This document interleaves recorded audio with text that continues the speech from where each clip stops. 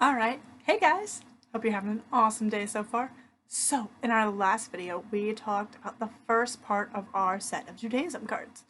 And we went through kind of the basics of it, and some of what you might see like people who are Jewish wear in certain situations, and kind of what they believe. And I said that in this video we would talk a little bit about some of their holidays. Not all of them, because as you can see from your list, there's quite a few. But we're going to talk about two of the big ones.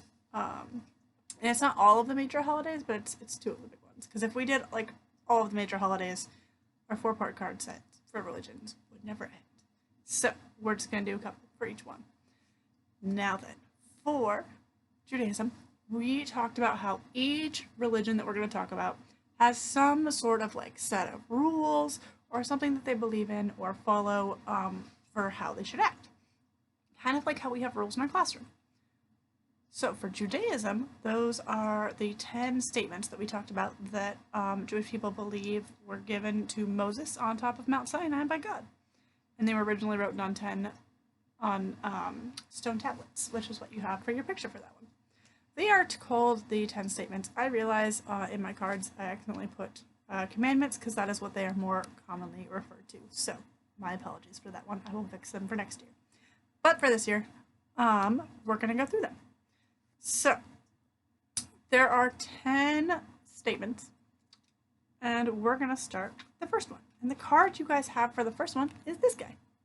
Your first statement, you guys, is that Jewish people follow this first statement saying, I am the Lord your God who brought you out of the land of Egypt, out of the house of bondage. So there was a time in Jewish people's history where they were enslaved in Egypt back in the time of the pharaohs, and the story goes that their God freed them through sending 10 plagues down upon Egypt, and eventually it was enough that the pharaoh said, I'm not dealing with this anymore, you guys can go free, like, it's just easier to let you go. And so that happened. And so this, as they were leaving Egypt, it is said that their God had a pillar of fire at night to guide them and a pillar of clouds during the day. So that is the pillar of fire, and there are people camped all around it. So that is what we have for the first commandment.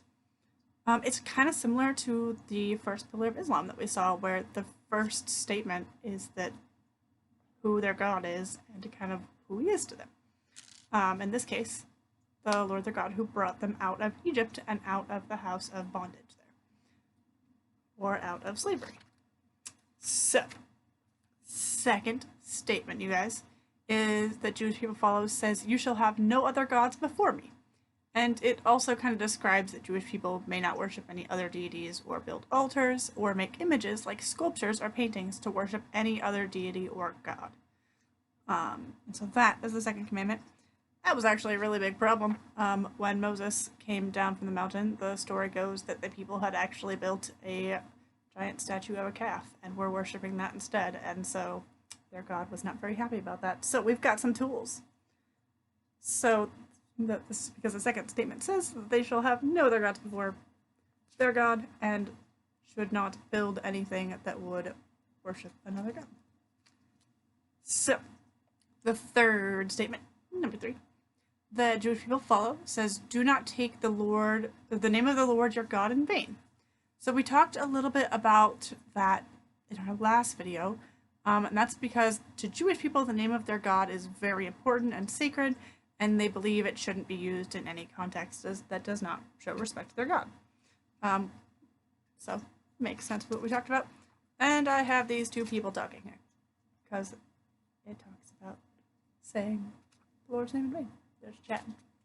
The fourth card is that Jewish people should remember the Sabbath day or to keep it holy. So in the creation story that Jewish people believe in, on the 7th day of the week after creating everything, their God took a day to rest. And so I have this nice, peaceful, restful park bench for remembering the 7th day of the week and keeping it a day of rest. Which differs between Christianity and Judaism between Saturday and Sunday.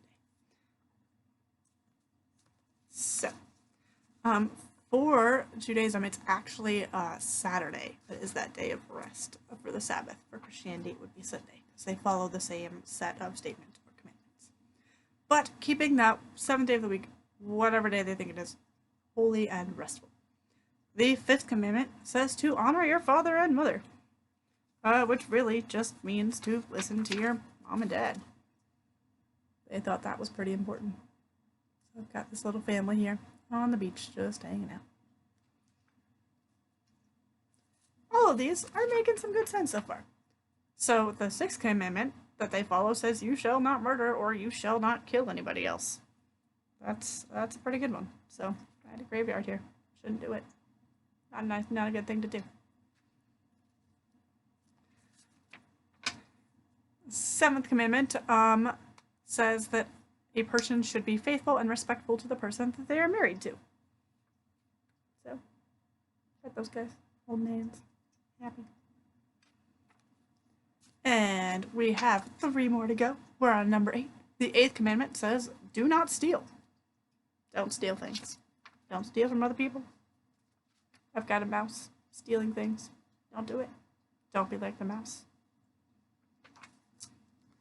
The 9th commandment that Jewish people follow as kind of one of their rules, or the 9th statement, is one that's kind of wordy. It says, do not bear false witness against your fellow, which, in other words, means to be honest and don't lie.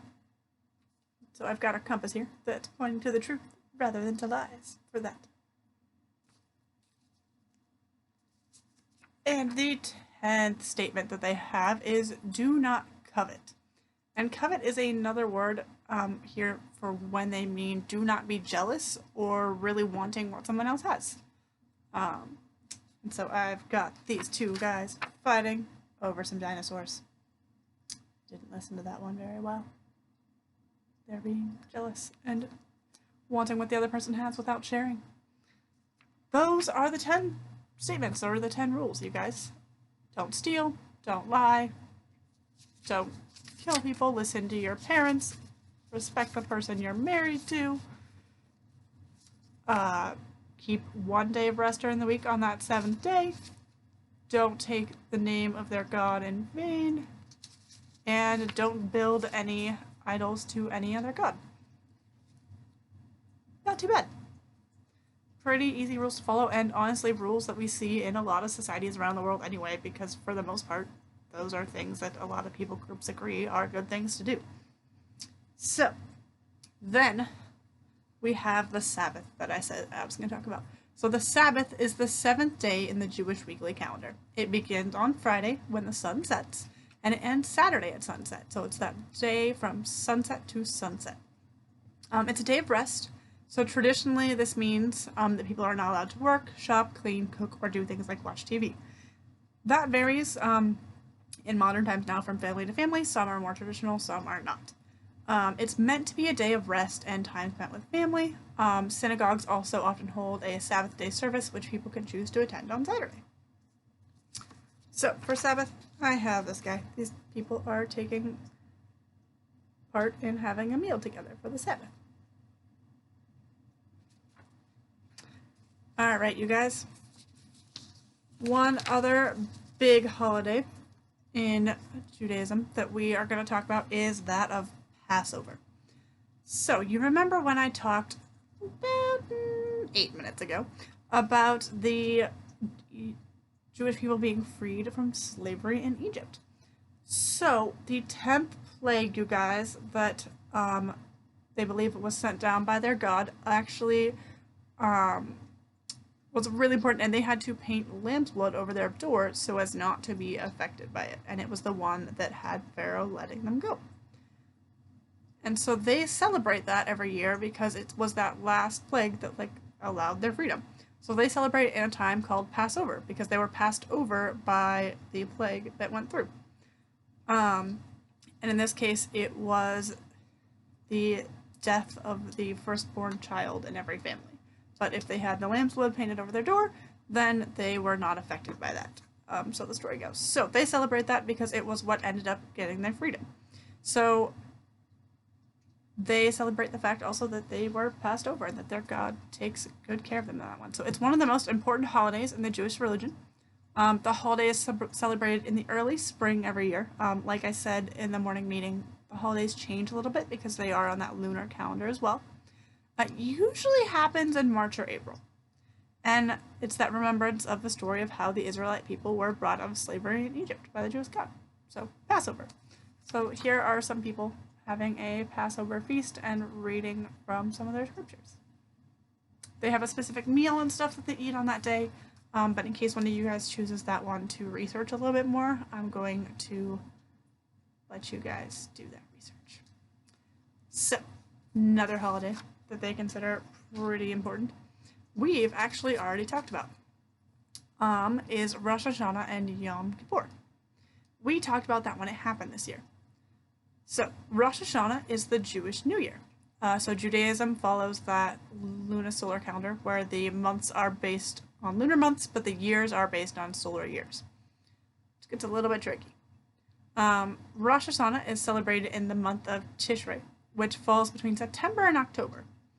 Rosh Hashanah begins with the blowing of the shofar, which is a ram's horn.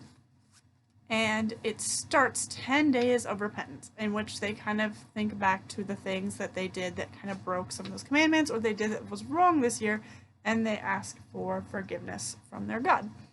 And then it ends in Yom Kippur. And Rosh Hashanah is one of the 2 high holy days in Judaism. So what I have for that is we talked about how they have apples and honey. They kind of look forward to the sweetness of the new year. And the shofar there is the ram's horn that they blow. And here, for my picture for Yom Kippur, is someone doing that. So Yom Kippur is considered the most important holiday in Judaism. It's the second of those 2, Rosh Hashanah and Yom Kippur, which are the 2 high holy days. It's also known as the Day of Atonement. So it's where Jewish people ask for forgiveness from their God for any wrongs or sins that they've committed in the past year. Yom Kippur is traditionally observed with a 25-hour fast, so not eating or drinking for about 25 hours, and then a special religious service. Again, that varies from person to person, depending on how people do things in their family nowadays. But yeah, so that's what we have for our second Judaism video, you guys. We'll go back over our 10 statements again as the 10 commandments in Christianity, because they actually have the same set of rules, because Christianity came from Judaism, which we'll talk about more next week. I'll see you guys in a bit so we can color in some of our map and mark our holidays on our calendar. Bye, guys.